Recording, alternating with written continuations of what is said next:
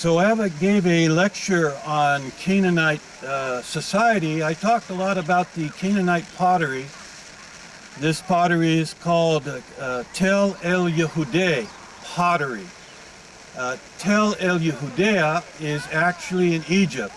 El Yehudea is Arabic for Jew. So it was called the Jewish Tel. The Tel is a mound of various cities built up on top of each other. Tel El Yehudea pottery started off in the Middle Bronze Age. That's the time of Abraham. And it moved on down into the Late Bronze Age.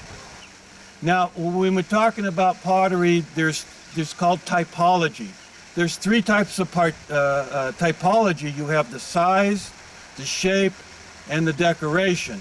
And with the Tel El Yehudea pottery, you could see the decoration was specifically for the Canaanites. So, in the Late Bronze Age, they would have coarser clay because they had the low temperature ovens. And those ovens had the clay itself had much thicker walls, and it would add various things to the clay to make the clay stronger. And when they came up with the high temperature kilns for the other type of pottery, then the walls of the pottery would be thinner. So in the Iron Age, you have what's called the kick wheel, and that's what I'm talking about, what's called the fast wheel and the slow wheel. And so when you had the fast wheel in the Iron Age, you were able to make the thinner walls of the clay. Now what they would do for the clay, they would call tempering. They would add things to the clay in order to make it stronger. One of the things they would do, straw. They would add sand, salt, animal dung, believe it or not. And also they had something called grog. Now grog were tiny bits of pottery that were crushed and then mixed with the clay in order to make the clay stronger. And so this is what you call tempering, adding clay, things to the clay to make it stronger. And what we have later on is ostraca.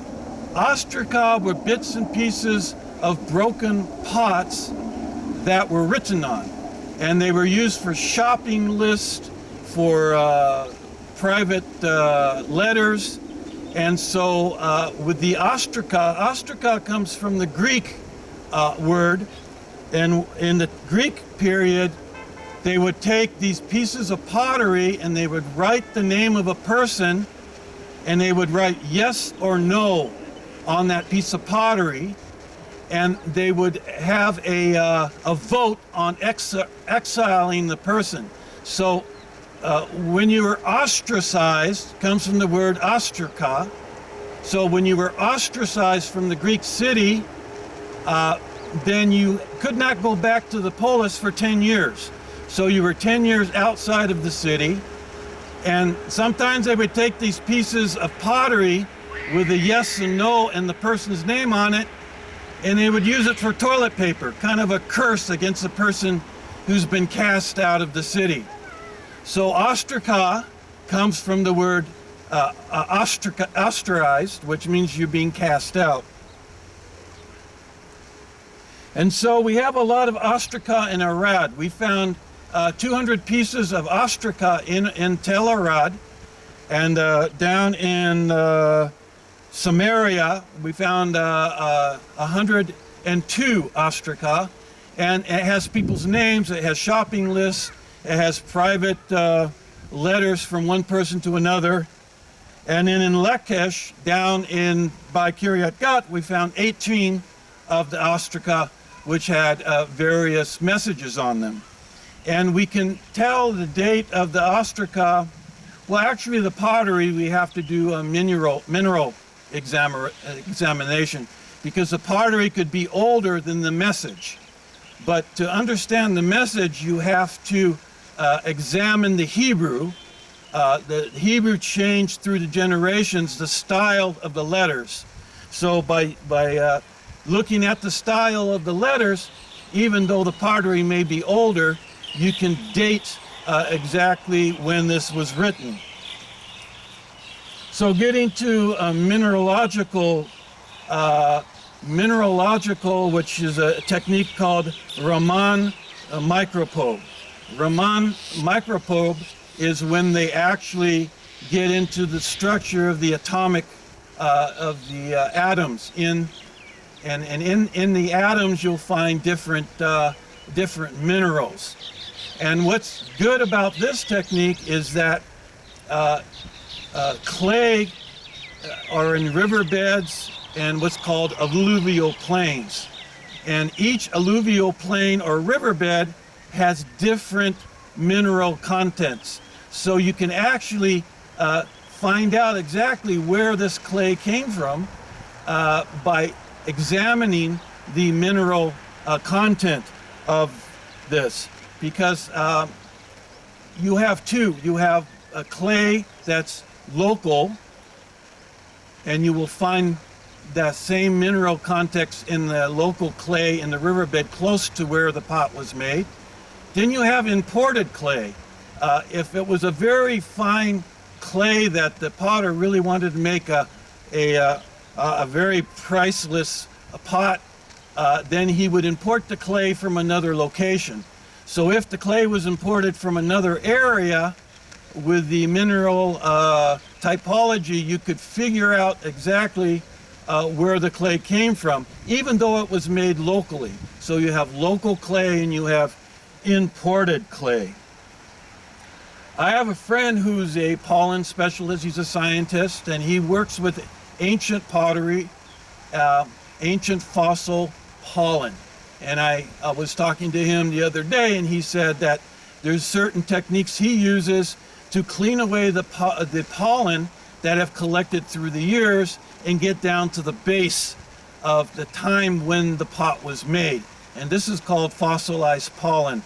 And when you understand that there are certain plant species and trees are in certain areas. You'll have a plant or a tree that doesn't exist here, but may exist up in Anatolia.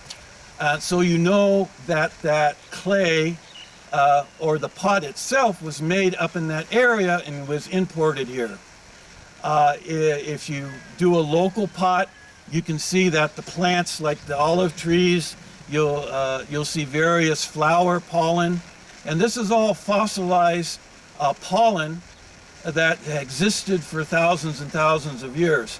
And so you can kind of distinguish through the pollen as well as through the mineral where the clay came from and whether the pot was made locally or was imported from somewhere else. And then a final thing we talked about size and shape, but you also have decoration. And decoration, you have a lime. In the early time, they put lime on the outside of the pot, but then they became with a slip, which is kind of a clay mixed with minerals. And so they would, after the pot had dried, they would put a coating on the outside of the pot. And then once that dried, you called what's called burnishing. You would take a stone or a piece of wood, and you would polish the vessel till it's nice and smooth. This is called burnishing. Another type of burnishing is called Bichrome. Bichrome came up in the 1500s, 1550 BCE, and they would take a sand oxide and cover the vessel, and then they would varnish it to where it almost looks like metal. It has like a chrome texture to it. It looks very shiny metal. So this is Bichrome. And then you have painted. You would paint, another way to distinguish pottery is by the paint. You would paint various type of oxides. By the oxides you could figure it, but also the designs. You know, the plants or the trees or whatever the person would decorate the vessel with. And then glazing came in at a much later period, especially during the Persian period. the Persians were very good at glazing, and glazing is basically you take sand and you throw it onto the pot when it's boiling hot, and they realize, hey, it automatically turns to glass. So let's powderize the sand and paint it on the vessel and add different colors to it, and that's how glazing came about.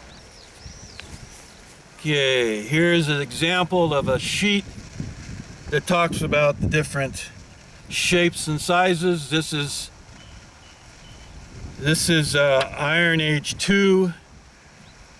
Down here is Iron Age 1. And then we have late bronze. Here we have late bronze, this line here. And then we have middle bronze. Let's see, the middle bronze is right here. And then we have the early bronze. And then at the very bottom we have Chalcolithic. So these are all the different types and shapes of pottery we will find in excavations. So a lot of these pots were broken into pieces, and you would put the pieces, you glue the pieces together, and the pieces you're missing, they would fill in with some material to get the whole shape of the pot. Here's some middle bronze pottery, late bronze, and here are some designs of looks like gazelles or whatever. Some of the designs, the different birds and trees and plants on the sides and on the bottoms. And there you go. Another thing they would do would put impressions into the clay. The Tel El Yehudia, they would make tiny little impressions in the clay, and then they would fill that with a white slip. So you would have black slip on the entire vessel, and then you have these little white dots and lines. And another impression they would put on the vessels were ownership. You would have an insignia ring, and you would press into the clay, usually on the handle or sometimes on the side, and it would say this belongs to this person, have his name on it. We find a lot of these handles that says La Melech. La Melech means to the king. So these particular vessels were for the king. Either he bought it or it was taxation. Whatever the idea was, is that that particular vessel belonged to the king. Sometimes they would use a piece of clay and stamp in that, and then wrap it with a rope, and that's called a bula. So you have a bula made out of clay that is attached to the vessel, and then you actually have the stamp on the vessel itself the name of the owner. So you have decorations, and then you also have ownership. I'm here in the Hinnom Valley, which was the garbage dump, and they would take clay pots. They didn't have plastic bottles back then, they had clay pots. And when pots were available in mass production, then they would take the pots with their garbage and throw it in the garbage dump. So this whole valley was filled with burning fires and broken pottery. And wherever you go in Israel, you'll find pottery just laying on the ground. Underneath this grass field, I'm pretty sure there's tons and tons of pottery from many different periods. So now we're going to go to another segment with a professional. We're going to be talking about identifying bits and pieces that aren't put together, and how you can determine pottery age just by looking at broken shards.